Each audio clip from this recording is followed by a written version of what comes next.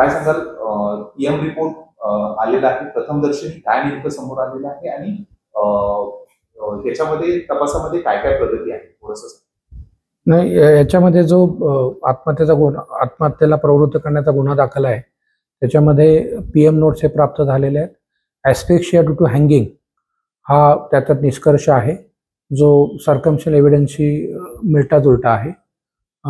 आज एक आरोपी प्रशांत बनकर याची पोलीस कस्टडी रिमांड पहिली दिलेली संपते आणि आज त्याला पुन्हा आम्ही कोर्टामध्ये प्रोड्यूस करणार आहोत आणि पुन्हा वाढीव पोलीस कस्टडी रिमांडची मागणी करणार आहोत. सर, हँडरायटिंग बाबतचा फॉरेन्सिक अहवाल अजून प्राप्त झालाय नाही, हँडरायटिंग बाबतीतचा अहवाल अजूनही प्राप्त नाही. त्याच्या संदर्भाने तो हँडरायटिंग एक्सपर्ट जे सीआयडीचे आहेत त्यांच्याकडे अहवाल मागवण्यात आला आहे, पण त्याला थोडा वेळ लागू शकतो. सर, बदनेचे मोबाईल त्यानं तो मिळून आलेला नाही असं काय आहे? कारण तशी माहिती आम्हाला इनपुट्स मिळाली. तपासात बदनेचा मोबाईल मिळवणे हे एक तपासाचा मुख्य उद्देश आहे.